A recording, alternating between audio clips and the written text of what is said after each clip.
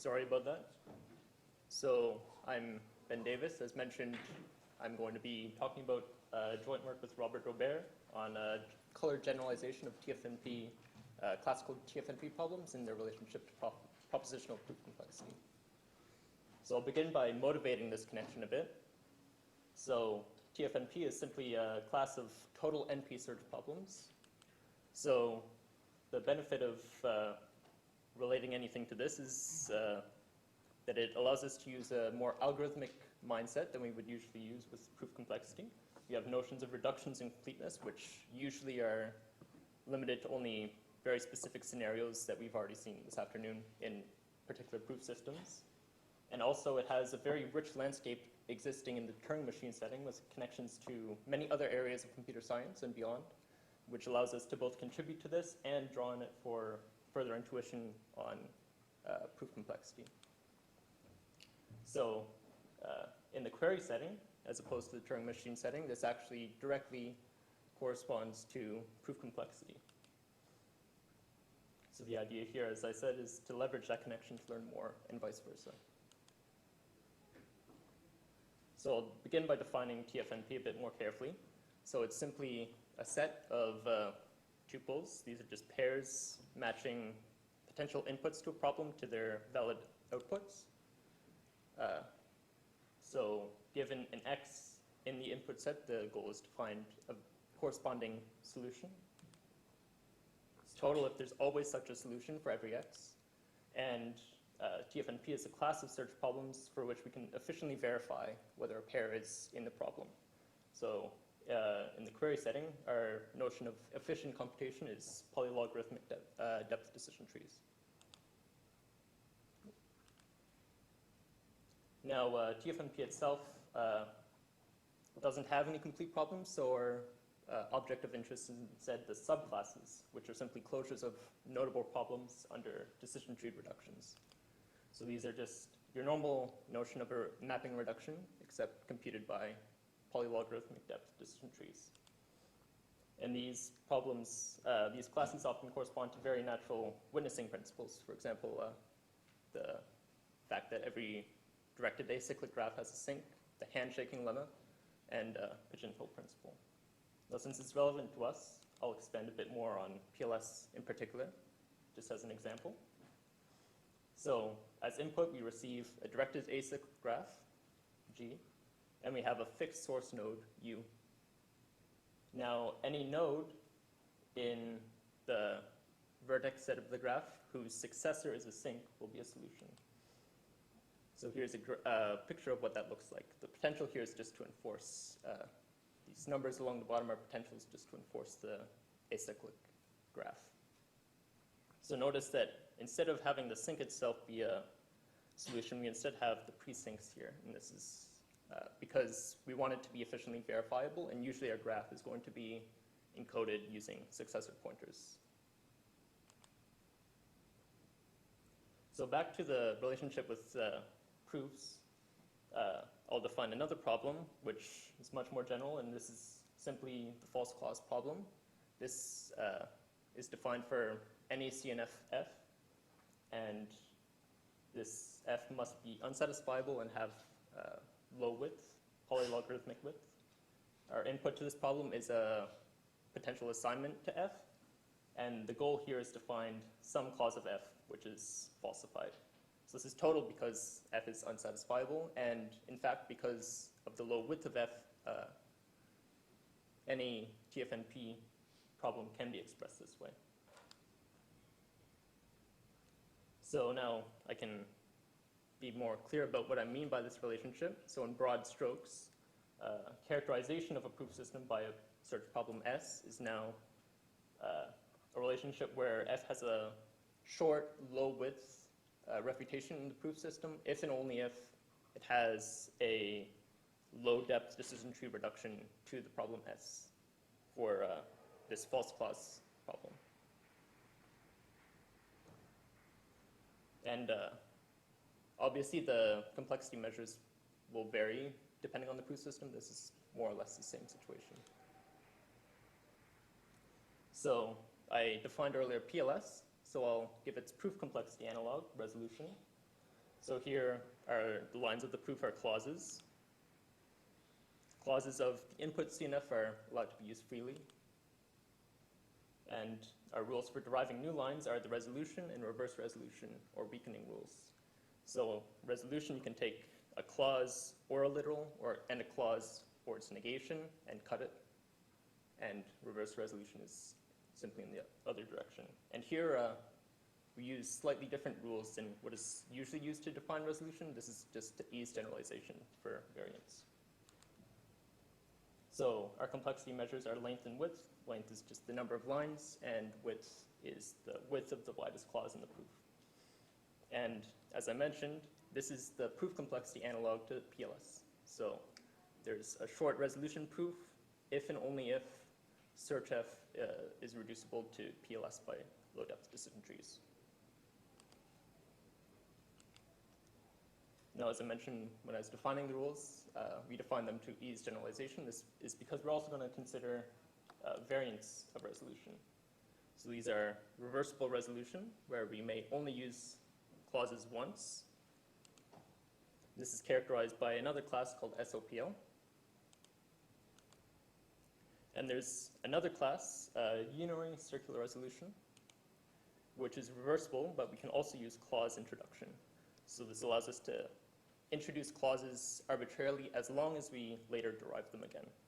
And in order to be sound and avoid cyclical logic, the final clause we are aiming to prove must be derived strictly more times than it's introduced.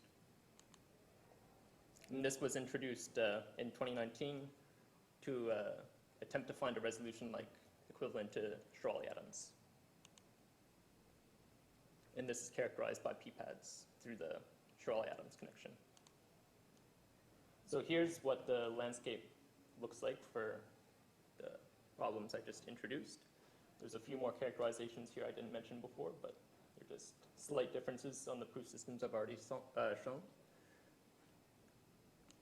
And something that these characterizations have been used to show are intersection theorems. These are theorems which use intersections in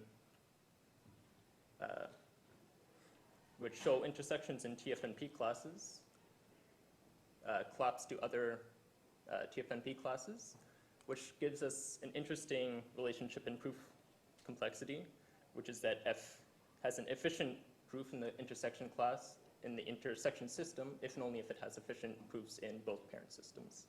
So this is an example of something new that we've been able to prove using these connections. So, as you might have mentioned here, might have noticed in the picture here, these are all resolution-like systems. They're fairly weak. They only have depth 0, so all operations are done in clauses. So the idea of this talk is to expand that to stronger, higher depth systems. So we're going to have proof systems that are similar to resolution but have higher depth formulas. And this allows them to have more power. So a baby step towards this is to just increase the depth by 1, and this results in KDNF systems. So the base system for this is KDNF resolution, or res-K. The width of the proof is given by the name K, and we can build DNFs now of width at most K. This is done with the end introduction rule. We can take D or a conjunction, or D or a conjunction, and combine the conjunctions together. We can also generalize the resolution rules to allow us to cut on entire conjunctions. Here, the negation of a conjunction just denotes semantic negation, so this is still a clause. And we can define reversible and circular analogs just as before. So to characterize these, we've added colors. We've generalized the proof problems, the search problems from before. So as an example, don't look into this definition too much. It's a bit wordy, but we'll color PLS. This was introduced already in 2007, so this is not new to us. So the idea behind PLS is essentially the same as PLS, except now nodes have color sets. We enforce that the fixed source, U0 has no colors. Sinks must have a color, and in addition to that, they must know the color. And colors cannot be introduced as you proceed down the graph along the path. So now the same principle as PLS guarantees some pair witnessing a violation of these constraints, except now it's enforced indirectly through the colors. Here's an example of a graph. The first violation is caused by the introduction of colors along a path, and the second violation is caused by the lack of colors at a sink. And again, you can similarly generalize the other problems based on directed graphs where the goal is defined sink. So this is the landscape we've been able to build using this new setting. So we're able to give direct characterizations for res-k, reversible res-k, and unary circular resolution using the expected colored variants of the classical TFNP classes. I should note that the connection between res-k and CPLS was already known somewhat through results in banded arithmetic, but this is the first time a direct characterization is given. And for the classes, the remaining colored classes which we weren't able to prove characterizations for, we were able to show that they collapse, in fact, to classical TFNP, uncolored TFNP classes. So this is them in context. Everything's more or less what you would expect, except we have now this mess of separations here in the middle. And so this is one of the surprising results we've been able to show, which is that although one of the intersection theorems still holds in this setting, that is that colored sink of potential line collapses to the intersection of PLS and CPLS and CP pads, we were able to show a separation between CEOPL and CPLS intersect CP pad. And this uses an observation we made that PLS cannot be an intersection class. And this is just due to feasible disjunction and resolution. So moving on to the strategy a bit, I'll give a quick rundown on how one of these characterizations usually goes. So as an example, I use the simplest, by far the simplest one, res-k. And this is going to build on the previously known resolution characterization by non-CPLS. So we have the search problem we want to reduce from, search F, in which we're searching for false clauses of some formula F. And we know that there's a low size, low width resolution proof of F. And we want to show that search F reduces in low decision tree depth to PLS. So in this characterization, it's fairly straightforward. The lines of the proof, or the clauses, simply become the nodes of our PLS instance. The graph of the PLS instance will flow in the opposite direction to the graph, to the proof. And this means our fixed node is going to be the empty false clause. Now, satisfied clauses will become sinks, since we're only interested in finding false clauses. And otherwise, we'll branch always to a falsified literal, falsified clause along the way, which allows us to ensure that we don't create sinks in the middle that we don't want. So this can be queried with a single literal, since we're only ever cutting or reverse cutting on a single literal. So here's an example of what that would look like. We have a resolution proof on the left. It's a bit obtuse, but just as an example to use both rules. And on the right, it's translation into a PLS instance.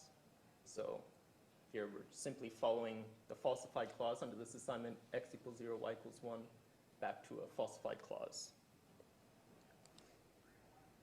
So now all paths in this instance will end in a false clause of F.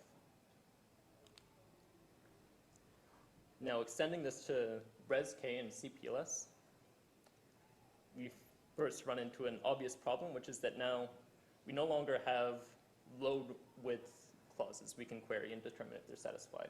So our clauses are already always going to be around. We can't simply deactivate them and create sinks. But now we also have a solution to that with CPLS, which is that not all components need to contain a solution anymore. So we can fix this actually with colors. So now our nodes are going to be DNFs. They're going to point again according to the rules. And we're going to fix it using colors representing our conjunctions. And these are going to be present exactly when the conjunction is satisfied.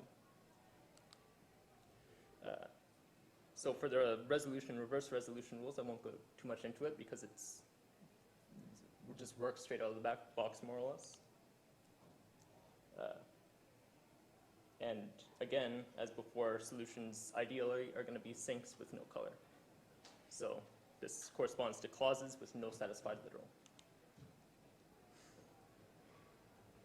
So the rule I haven't mentioned is and introduction. This one's slightly more tricky.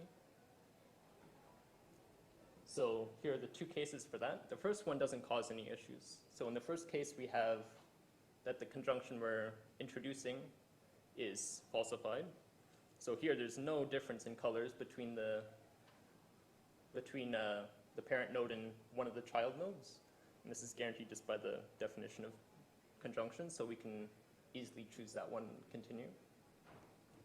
But in the case that the conjunction is satisfied, then no matter where we branch to, there will be a coloring contradiction because there are conjunctions present in the previous clauses that were not present.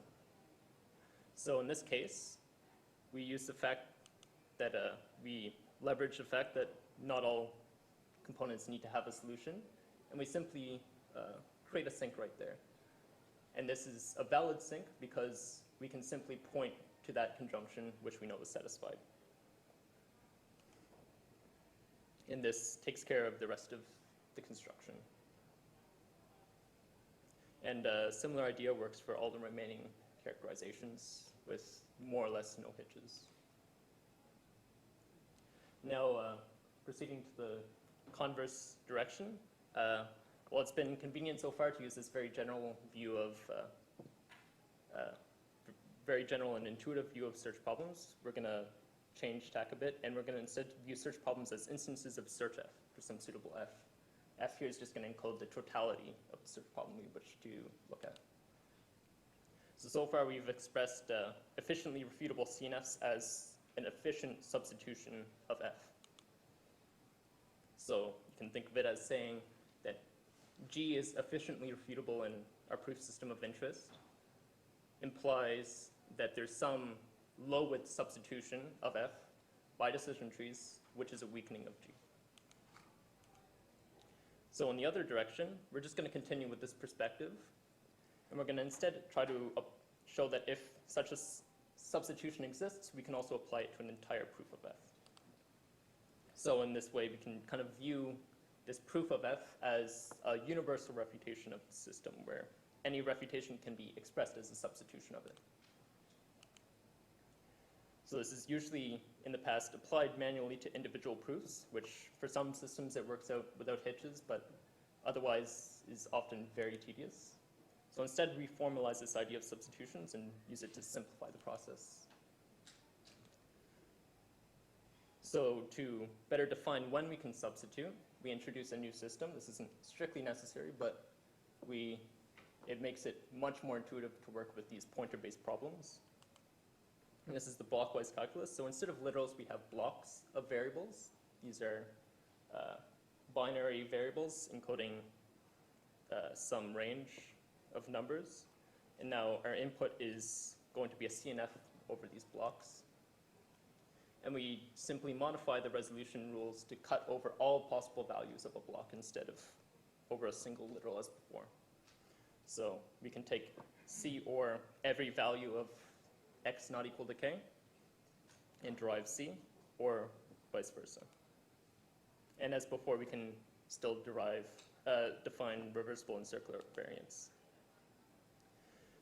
So now we can use this to characterize exactly when short proofs survive substitutions efficiently. So the first theorem pertains to resolution, So if we have a low size, low width blockwise calculus proof of F and a low depth decision tree reduction from G to F, search G to search F, then we have a low size, low width resolution proof of G. And similarly for res K, if we have the same thing but now only a low size, not necessarily low width blockwise proof of F, then we have a low size, low width res K proof of G. And this, again, holds for the variant systems. So now our task is dead easy. We just give a blockwise calculus proof. So the idea behind the proof is just to prove this at every stage. We want to prove for every node that some color is in its color set. Sinks have colors, so we get this for free for the final node, which is guaranteed to be a sink. We can carry this back to predecessors using color propagation. And eventually we will arrive at the fixed node, which has no colors. So we can cut with the corresponding clauses and obtain the false clause. And the other proofs are much more complicated, but they're more or less versions of the same idea. Now from here, the next obvious step is, this is only a baby step, as I mentioned. So we would like to generalize this picture to higher depth proof systems and hopefully prove lower bounds and separations using it. So most of the work towards this has already been done, but it wasn't given strictly in the language of a characterization. And while the problem they used to characterize is like very intuitive, very nice and intuitive game-based principle, we would like ideally something more combinatorial, which would be easier to prove lower bounds against. Another issue is the characterizations we weren't able to get. So an open problem there is to figure out what's going on and whether we're simply defining the colored generalizations incorrectly, that we were failing to obtain characterizations. Another question is whether the intersection theorem generalizes even further to higher depths. And also, this is less related than the rest, but how many more feasible disjunction analogs are there in the TFNP world that we don't know about from proof complexity? So that's it. Any questions?